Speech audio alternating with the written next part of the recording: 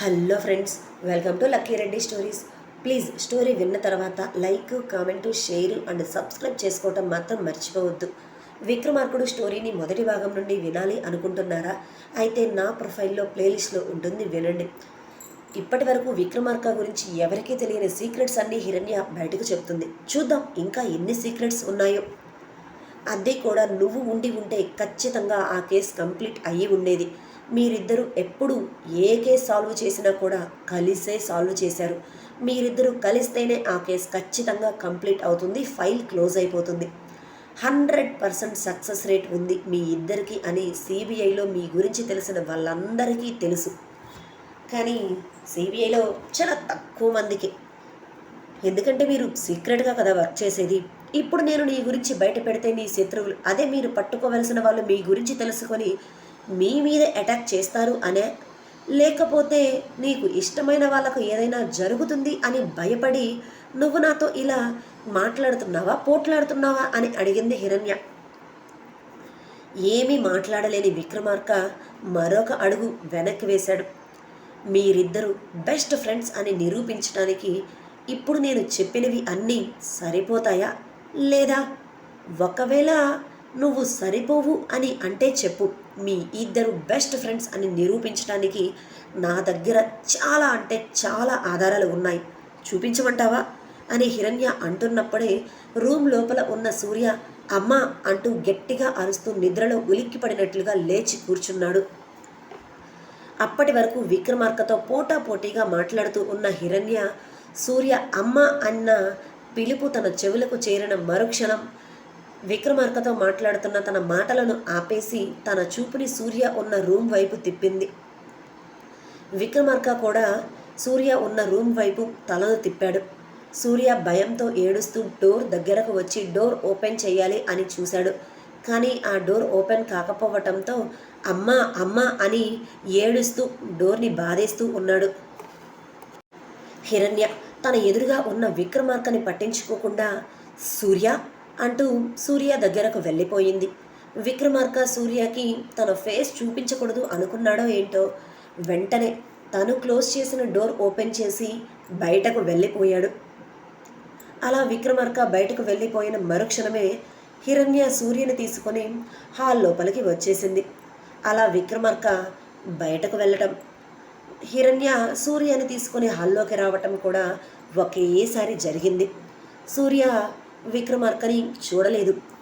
ఏమైంది సూర్య, అలా అరుస్తున్నావేంటి, ఏడుస్తున్నావేంటమ్మా, అమ్మ ఇక్కడే ఉంది కదా అని సూర్యని దగ్గరకు తీసుకొని ఏమైనా అయ్యింది ఏమో అని భయంగా అడిగింది హిరణ్య. అమ్మా అమ్మా, నువ్వు నన్ను వదిలి ఎక్కడికి వెళ్ళవు కదా, నేను నీ దగ్గరే ఉంటాను, నన్ను ఎవరో తీసుకొని వెళ్ళిపోతున్నారు, అలా వెళ్ళిపోరు కదా అంటూ హిరణ్య మెడ చుట్టూ 2 చేతులు వేసి వెక్కిళ్ళు పెట్టి ఏడుస్తూ తను చెప్పాలి అనుకున్నది సైగలు చేస్తూ తనకు వచ్చి రాని మాటలతో అడిగాడు. లేదు నాన్న, లేదు లేదు, నేను నిన్ను వదిలిపెట్టి ఎక్కడికి వెళ్ళను. అయినా నిన్ను వదిలిపెట్టి నేనెక్కడికి వెళ్తానురా, నువ్వు ఎప్పటికీ నా దగ్గరే ఉంటావురా, నిన్ను నేను వదిలిపెట్టి ఒక్క క్షణమైనా ఉండగలనా అని సూర్యాని తన 2 చేతుల్లోనికి తీసుకొని అతడి ఫేస్ అంతా కూడా ముద్దులు పెడుతూ అన్నది హిరణ్య. డోర్ ఓపెన్ చేసుకుని విక్రమార్క బయటకు వెళ్ళిపోయాడు. అక్కడ చారి, పావని ఇద్దరు కూడా ఉన్నారు అన్న విషయాన్ని గమనించుకోలేదు, పట్టించుకోలేదు. అక్కడ నుంచి డైరెక్ట్గా స్టెప్స్ దిగేసి తన కారు దగ్గరకు వెళ్ళి అక్కడ కారు బ్యానెట్ మీద గట్టిగా ఒక్కటే ఒక్క దెబ్బ వేశాడు. తనకు ఉన్న కోపం, ఫ్రస్ట్రేషన్ ఎలా ఉందంటే ఆ కోపం, ఫ్రస్ట్రేషన్ ఎవరి మీద చూపించాలో కూడా తనకు తెలియటం లేదు. ఒకవేళ ఎవరైనా తన కోపాన్ని చూడటానికి తన కళ్ళ ముందు ఉంటే వాళ్ళు చచ్చిపోతారు, అంత కోపంలో ఉన్నాడు. ఆ విధంగా ఫ్రస్ట్రేట్ అయిపోతున్నాడు విక్రమార్క. విక్రమార్క బయటకు రావటం చూసిన చారి పావనిని వదిలిపెట్టి సార్ అంటూ విక్రమార్క వెనక వెళ్ళిపోయాడు. దొంగ సచ్చినుడు, ఇప్పుడు వదిలిపెట్టాడు నన్ను. ఆ విక్రమార్క మా హిరణ్యని ఏం చేశాడో ఏంటో. డోర్ వేసి మరీ మాట్లాడుకోవాలా, ఏదైనా మాట్లాడుకోవాలి అంటే డోర్ ఓపెన్ చేసి ఉన్నప్పుడు మాట్లాడొచ్చు కదా. ఖచ్చితంగా హిరణ్యని ఏదో ఒకటి చేసే ఉంటాడు అని అనుకుంటూ లోపలికి వచ్చింది పావని. అక్కడ హిరణ్య, సూర్య ఇద్దరూ కూడా దగ్గరగా ఉండి సూర్య ఏడుస్తూ హిరణ్య ఏమీ కాదు అని ధైర్యం చెప్తూ ఉండటంతో ఏదో జరిగింది అని పావని ఏదేదో ఊహించుకుంటూ విక్రమార్కని తిట్టుకుంటూ, హిరణ్య నీకేమీ కాలేదు కదా, మీ ఇద్దరూ బాగానే ఉన్నారు కదా, అతడు మిమ్మల్ని ఏమీ చెయ్యలేదు కదా అంటూ హిరణ్య భుజం మీద చేతిని వేసి అడిగింది. హిరణ్య తల మాత్రమే పైకెత్తి ఏమీ కాలేదు, బాగానే ఉన్నాం అని నోటి మాటతో అయితే చెప్పింది. కానీ ఆమె ఫేస్లో అప్పటి వరకు ఏడ్చింది అని కళ్ళు క్లియర్గా పావనికి తెలియజేస్తున్నాయి. అంతకు మించి ఆమె మెడ మీద విక్రమార్క చేతి వేలి గుర్తులు కూడా క్లియర్గా ఎర్రగా కందిపోయి మరీ కనిపిస్తున్నాయి. ఖచ్చితంగా విక్రమార్క హిరణ్యను చంపేయాలి అని చూశాడు. అంత చంపేయాలి అన్నంత కోపం హిరణ్య మీద ఎందుకు వచ్చిందో. కనీసం ఆ చారి నన్ను లోపలికి కూడా వెళ్ళనివ్వకుండా గట్టిగా పట్టుకున్నాడు. దొంగ సచ్చినోడు. కనీసం నన్నన్నా ఆ చారి వదిలిపెట్టి ఉంటే నేనన్నా హిరణ్యను కాపాడేదానిని. ఎటువంటి ఛాన్స్ లేకుండా తన సారే గొప్ప, ఎవరిని ఏమి చేసినా కూడా కనీసం వద్దు తప్పు అని కూడా చెప్పడు. ఇలాంటి వాడిని నేను పెళ్లి చేసుకోవాలి అనుకున్నాను చూడు, నిజంగా నాది బుద్ధి తక్కువ అని విక్రమార్కని తిట్టుకునే దానికంటే కూడా చారిని మరో 10 బూతులు ఎక్స్ట్రా తిట్టుకుంటూ ఉంది పావని. అమ్మ అరుపులు వినపడ్డాయి అని వేలిని చెవి దగ్గర పెట్టుకుంటూ చూపిస్తూ అన్నాడు సూర్య. అది ఏం లేదులమ్మా, టీవీ సౌండ్ నేను ఎక్కువ పెట్టేసరికి నీకు అలా అనిపించింది. ఇదిగో ఈ పావని టీవీ చూస్తాను అంటే సరే పెట్టుకో అని చెప్పాను, కానీ సౌండ్ చిన్నగా పెట్టకుండా పెద్దగా పెట్టేసరికి నీకు ఆ సౌండే వినిపించి డిస్టర్బ్ అయినట్లుగా ఉంది. అందుకే టీవీ నేను ఆపేశానులే. ఇక నీకు ఎటువంటి సౌండ్ రాదు, అంతకు మించి డిస్టర్బెన్స్ కూడా ఉండదు. సరే వెళ్ళి రెస్ట్ తీసుకుంటావా అని బాబుని ఎత్తుకుని రూమ్లోనికి తీసుకొని వెళ్ళింది హిరణ్య. సూర్య మనసులో ఏమనిపించిందో ఏంటో తన తల్లిని వదిలిపెట్టకుండా గట్టిగా పట్టుకొని నిద్ర రాలే అని అన్నాడు. అవునా, సరే అయితే అమ్మ దగ్గరే ఉండు అంటూ బాబుకు ఏదో ఒక మాటలు చెప్తూ ఉంది. పక్కనే ఉన్న పావని హిరణ్యను ఏం జరిగింది అని అడగాలి అనుకుంది. అలా అడగాలి అనుకున్నా కూడా హిరణ్య పక్కనే సూర్య ఉండటంతో సూర్య ముందు జరిగింది ఏంటి అని అడిగి ఇబ్బంది పెట్టలేక అలా వాళ్ళిద్దరినీ చూస్తూ ఉంది. 10 నిమిషాల పాటు బాబుకి మాటలు కథలు అలా చెప్తూ ఉండటంతో హిరణ్య మీద అలానే పడుకుని నిద్రపోయాడు సూర్య. మరొక 10 నిమిషాలు అలానే ఉంచుకొని ఆ తర్వాత బెడ్రూమ్లోనికి తీసుకొని వెళ్ళి బెడ్ మీద బాబుని పడుకోబెట్టి బ్లాంకెట్ కప్పి ఫ్యాన్ వేసి బయట హాల్లోనికి వచ్చింది హిరణ్య. హిరణ్య సూర్య దగ్గర నుంచి బయటకు రావటం ఆలస్యం. పావని హిరణ్యకు ఎదురు వెళ్ళి, ఏం జరిగింది హిరణ్య? ఆ విక్రమార్క నిన్నేమైనా చేశాడా? నీ మెడ మీద ఉన్న ఈ చేతి వేలి గుర్తులు ఆ విక్రమార్కవే కదా, నిన్ను చంపేయాలనే చూసే ఉంటాడు కదా, అసలు ఏం జరిగింది అని కోపంగా అడిగింది. నథింగ్ అని సింపుల్గా చెప్పేసి కిచెన్లోనికి వెళ్ళిపోయింది హిరణ్య. నువ్వు అంత సింపుల్గా నథింగ్ అని అంటావేంటి హిరణ్య? ఈ రూమ్లో ఏం జరిగి ఉంటుందో నేను ఖచ్చితంగా అర్థం చేసుకోలేకపోవచ్చు, కానీ గట్టిగానే ఏదో జరిగింది, నిన్ను చంపేయాలి అని ఆ విక్రమార్క అనుకున్నాడు అని నాకు అర్థమయ్యింది. ఆ విక్రమార్క అరుపులు బయటికి క్లియర్గా వినిపించాయి. అంతకు మించి నీ మెడ మీద ఆ విక్రమార్క చేతి గుర్తు క్లియర్గా నాకు తెలుస్తూనే ఉంది. ఎందుకు నువ్వు జరిగింది చెప్పకుండా దాచిపెట్టాలి అని చూస్తున్నావు అని అడిగింది పావని. పావని ప్లీజ్, ఇప్పుడు నా మైండ్ అంతా కూడా డిస్టర్బ్గా ఉంది. నువ్వు ఏది అడిగినా కూడా నేను చెప్పలేను. ప్లీజ్ నన్ను డిస్టర్బ్ చేయొద్దు, నన్ను ఒంటరిగా వదిలేయి అని అన్నది హిరణ్య.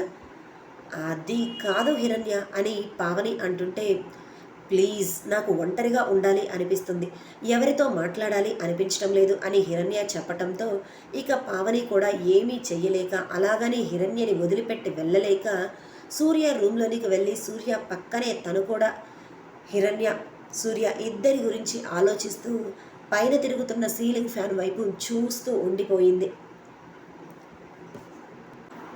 కిచెన్లో ఉన్న హిరణ్య కిచెన్ గట్టు మీద 2 చేతులు పెట్టుకొని గట్టిగా కళ్ళు మూసుకుంది. అప్పటి వరకు తన కళ్ళ ముందు జరిగినదే ఇప్పుడు తనకి కనిపిస్తూ ఉంది. తన కళ్ళ ముందు ఉగ్రరూపం దాల్చిన నరసింహుడిలా కనిపిస్తూ ఉన్న విక్రమార్కనే ఇప్పటికీ కూడా తన కళ్ళ ముందే కనిపిస్తూ ఉండటంతో ఒక్క క్షణం భయంగా అనిపించి ఆ మూసిన కళ్ళని వెంటనే తెరిచింది. నిజంగా నేను ఆ బ్లాగ్ రిలీజ్ చేసి తప్పు చేశానా? మొదటి నుంచి విక్రమార్క చెప్తూనే ఉన్నాడు. ఆ విక్రమార్క అన్ని విషయాల్లో నేను ఎన్ని బ్లాగ్స్ రిలీజ్ చేసినా సైలెంట్గానే ఉన్నాడు. కానీ నా ఫోటో మాత్రం రిలీజ్ చేయొద్దు అని పదే పదే నాకు చెప్పాడు. సరే, ఫోటో రిలీజ్ చేసినా ఓకే, కానీ ఎవరికీ తెలియని సీక్రెట్ విషయం, ఆఖరికి తన తమ్ముడికి కూడా తెలియని విషయాన్ని నేను బయట అందరికీ తెలిసే విధంగా బ్లాగ్ రిలీజ్ చేశాను. అందుకే విక్రమార్కకి ఇంతగా కోపం వచ్చినట్లుగా ఉంది. హాస్పిటల్లో నా మీద చూపించినంత ప్రేమ ఇప్పుడు ఎక్కడికి వెళ్ళిపోయిందో.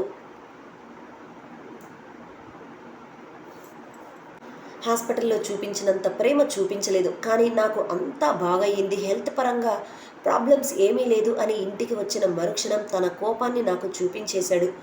నిజంగా విక్రమార్క కోపాన్ని తట్టుకోవటం చాలా కష్టం. ఏదైతే అది అవుతుంది అని ధైర్యం చేసి బ్లాగ్ రిలీజ్ చేశాను. కానీ నిజంగానే నేను అలా రిలీజ్ చేసి తప్పు చేసిన ఫీలింగ్ ఇప్పుడు నాకు కలుగుతుంది విక్రమార్కని చూస్తుంటే. అతని ఫోటో రిలీజ్ చేసిన దానికంటే కూడా అతడే సిబిఐ ఆఫీసర్ అని రిలీజ్ చేసినందుకు నాకు గిల్ట్ ఫీల్గా అనిపిస్తుంది. నిజంగా విక్రమార్క కౌటిల్య ఇద్దరూ కలిసి ఇలా సిబిఐలో వర్క్ చేస్తున్నారు అని నేను అస్సలు ఊహించలేదు. ఆ లవ్ లెటర్లో కౌటిల్య మా పరిచయం గురించి రాయకపోతే నిజంగా నాకు ఇదంతా తెలిసేది కాదేమో. ఇలా వాళ్ళ గురించి నేను అస్సలు ఊహించలేదు. నిజంగా ఇద్దరు బెస్ట్ ఫ్రెండ్స్ కలిసి ఎంతగా గొప్ప పనులు చేస్తున్నారు. విక్రమార్క ఎప్పుడు అవుట్ ఆఫ్ స్టేషన్ వెళ్తూ ఉంటే బిజినెస్ వర్క్ మీద వెళ్తున్నాడు అనుకున్నాను, కానీ ఇలా తను సిబిఐ ఆఫీసర్ కాబట్టి వెళ్తున్నాడు అని నేను అస్సలు ఊహించలేదు. కనీసం తన తమ్ముడికి తాతయ్యకు కూడా తెలియకుండా చాలా బాగా మేనేజ్ చేశాడు. అటువంటిది నేను ఇలా సిబిఐ ఆఫీసర్ అనే విషయం బయటకు చెప్పటం విక్రమార్కకు కోపం తెప్పించింది. విక్రమార్కకు కోపం వచ్చింది. అలానే విక్రమార్క బెస్ట్ ఫ్రెండ్ కౌటిల్య అని నాకు తెలిసింది. నేను అతనికి చెప్పాను. అంతవరకు బాగానే ఉంది, కానీ తర్వాత నా సిచ్యువేషన్ ఏంటి? విక్రమార్క నన్ను తనతో పాటు తీసుకొని వెళ్తాడా? అమ్మో, ఆ నరకంలోనికి మళ్ళీ నేను వెళ్ళలేను. అక్కడ ఉన్న 6 నెలలు కూడా నాకు చాలా కష్టంగా ముళ్ళ మీద కూర్చున్నట్లుగానే గడిచింది. అటువంటిది ఇప్పుడు మరలా అతను నన్ను ఆ ఇంటికి తీసుకొని వెళ్తే నా పరిస్థితి ఏంటి? నా కొడుకు సూర్య పరిస్థితి ఏంటి? ఒక్కవేళ నేను రాను అని చెప్తే సూర్యని ఏమైనా చేస్తాడా? నేను ఒక్కదాన్ని అయితే ఏదో ఒకటి ఆలోచించవచ్చు, కానీ నా కొడుకు ఉన్నాడు, ఇప్పుడు వాడి పరిస్థితి ఏంటి? విక్రమార్క ఆ ఇంటి నుంచి నేను బయటకు వస్తున్నప్పుడు నాకు చెప్పకనే చెప్పాడు. ఎన్నోసార్లు మరీ చెప్పి పంపించాడు. నువ్వు నా దగ్గరకు వచ్చి నా హెల్ప్ అడిగితే మాత్రం ఖచ్చితంగా నిన్ను నా ఇంటికి తీసుకొని వచ్చేస్తాను అని. నేను హెల్ప్ అడగటం మాత్రమే కాదు, నువ్వు ఏది చెప్తే అది చేస్తాను విక్రమార్క అని అడిగేశాను. సూర్య ప్రాణాలకు ఏదైనా అవుతుంది ఏమో అనే భయంతో విక్రమార్కను ముందు వెనుక ఆలోచించకుండా అడిగాను. అంటే ఇప్పుడు ఖచ్చితంగా అతడు చెప్పిన మాట ప్రకారం నన్ను తీసుకొని వెళ్ళిపోతాడా? నాతో పాటు సూర్యని కూడా రమ్మంటాడా? లేకపోతే సూర్య వద్దు అని నన్ను ఒక్కదాన్నే రమ్మంటాడా? అలా ఆలోచిస్తూ ఉంటే తన బ్రెయిన్ అంతా కూడా హీట్ ఎక్కిపోయింది. ఏం చెయ్యాలో కూడా అర్థం కాని సిచ్యువేషన్. ఇప్పటి వరకు తను ఎక్కడ ఉన్నది ఏంటి అనేది విక్రమార్క తెలుసుకోలేదు అని మాత్రం ఇప్పుడు విక్రమార్కని చూస్తుంటే అర్థమయ్యింది. ఇప్పుడు తను ఎక్కడ ఉందో విక్రమార్కకు తెలుసు. అంతకు మించి అతడు చెప్పిన మాట ప్రకారం నేను అతడికి ఎదురుగా వెళ్ళి మరీ హెల్ప్ అడిగాను. ఇక విక్రమార్క నన్నెందుకు వదిలిపెడతాడు? అతడికి ఛాన్స్ వచ్చింది. అంతకు మించి అతడు చెప్పిన మాట ప్రకారం నేను అతడిని హెల్ప్ అడిగాను. ఇక విక్రమార్క నన్నెందుకు వదిలిపెడతాడు? అక్కడ ఉన్నప్పుడే ప్రేమ పెళ్ళి అంటూ నాతో మాట్లాడాడు. అటువంటి వాడు నన్ను వదిలిపెడతాడా? ఛాన్సే లేదు. అంతకు మించి అతనికి బాగా కోపం వచ్చే పని నేను చేసేసాను. ఖచ్చితంగా నన్ను వదిలిపెట్టడు. ఆ విషయం నాకు క్లియర్గా అర్థమైపోయింది. అతడు నన్ను పట్టుకునే లోపే నేను ఇక్కడ నుంచి వేరే ఒక చోట ఎక్కడికైనా వెళ్తే అని అనుకున్న మరుక్షణం నేను ఎక్కడికి వెళ్ళినా కూడా విక్రమార్క నేను ఎక్కడ ఉన్నానో తెలుసుకోవటం జస్ట్ క్షణాల్లో పని. ఇన్ని రోజులు అతను తెలుసుకోకూడదు అనుకున్నాడు కాబట్టి తెలుసుకోలేదు. కానీ తెలుసుకోవాలి అనుకుంటే జస్ట్ 2 నిమిషాల్లో నేను ఎక్కడ ఉన్నాను అనేది తెలుసుకొని 10 నిమిషాల్లో అతని ఇంటిలో అతని రూమ్లో నన్ను కూర్చోబెడతాడు. అటువంటిది ఇక్కడ నుంచి నేను ఎక్కడికి పారిపోతే మాత్రం ఏం ఉపయోగం? ఏ ఊరు పారిపోవాలి? ఎలా ఎన్ని రకాలుగా నేను పారిపోయినా కూడా అక్కడికి విక్రమార్క ఖచ్చితంగా వస్తాడు. నేను ఎన్ని చేసినా కూడా విక్రమార్క నుంచి తప్పించుకోవాలి అంటే అయ్యే పనే కాదు. ఖచ్చితంగా విక్రమార్కకి నేను దొరికే ఛాన్సెసే ఎక్కువగా ఉన్నాయి. ఇప్పుడు నేను ఏం చెయ్యాలి? నా కొడుకును నా నుంచి దూరం చెయ్యకుండా ఉంటే చాలు. అంతకు మించి ఆ విక్రమార్క మాకు ఇక పైన ఎదురుపడకుండా ఉంటే బాగుండు భగవంతుడా అని అనుకుంటూ తట్టుకోలేనట్లుగా తన బ్రెయిన్ హీట్ ఎక్కిపోవటంతో ఫ్రిడ్జ్ ఓపెన్ చేసి అందులో కూలింగ్ వాటర్ తాగేసింది. అంతకు మించి సగం బాటిల్ వాటర్ నెత్తి మీద పోసుకుంది. అప్పటికి కూడా ఆమె మైండ్ ఇంకా వేడెక్కినట్లే అనిపించటంతో బాత్రూంలోనికి వెళ్ళి షవర్ కింద నిలబడింది. ఏం చేయాలో అర్థం కాక అలా అరగంట సేపు ఆ నీళ్లలోనే తడిచి ఆ తర్వాత ఏదైతే అది జరిగింది. ఇక నేను చేయాల్సింది ఏమీ లేదు. బ్లాగ్ రిలీజ్ చేశాను. అతడు వద్దన్న పని చేసేశాను. ఇక నేను దేనికైనా తెగించాలి, తప్పదు, బ్రతకాలి అంటే అలా తెగించాలి అని మనసులో అనుకొని అప్పుడు బయటకు వచ్చి తను డ్రెస్ మార్చుకుంది. తడి బట్టలతో రూమ్ లోపలికి వచ్చిన హిరణ్యని చూసిన పావని, ఏమైంది హిరణ్య, నీ బట్టలు ఇలా తడిచిపోయాయేంటి? బయట వాన పడుతుందా? కానీ అలాంటి వాతావరణం ఏమీ కనిపించటం లేదే, బాగా ఎండగానే ఉన్నట్లు కనిపిస్తుంది, కానీ నువ్వు ఎలా తడిచిపోయావు అని అడిగింది. హిరణ్య పావని మాటలను పట్టించుకోకుండా తను డ్రెస్ మార్చుకున్న తర్వాత బయట విక్రమార్క ఉన్నాడా లేదంటే వెళ్ళిపోయాడా అని బయటకు వచ్చి చెక్ చేసింది. కానీ అక్కడ ఎవరూ కనిపించకపోవటంతో నన్ను వదిలిపెట్టి వెళ్ళిపోయాడా? అలా వెళ్ళిపోడే ఏం చేస్తున్నాడా అబ్బాయి విక్రమార్క అని మనసులో అనుకుంది. ఏమైంది హిరణ్య, నేను అడుగుతుంటే నువ్వేమీ చెప్పటం లేదేంటి? ఎవరి కోసం ఇలా బయటకు వచ్చి చూస్తున్నావు అని అడిగింది పావని. విక్రమార్క ఎక్కడికి వెళ్ళాడు, బయట కనిపించటం లేదు అని హిరణ్య పావనిని అడిగితే, అతడు ఇంకా ఎక్కడ ఉంటాడు, ఎప్పుడో వెళ్ళిపోయాడు అని కోపంగా చెప్పింది పావని. ఇదండి ఇవాల్టి స్టోరీ. మరి విక్రమార్క హిరణ్య కలుస్తారా లేదా?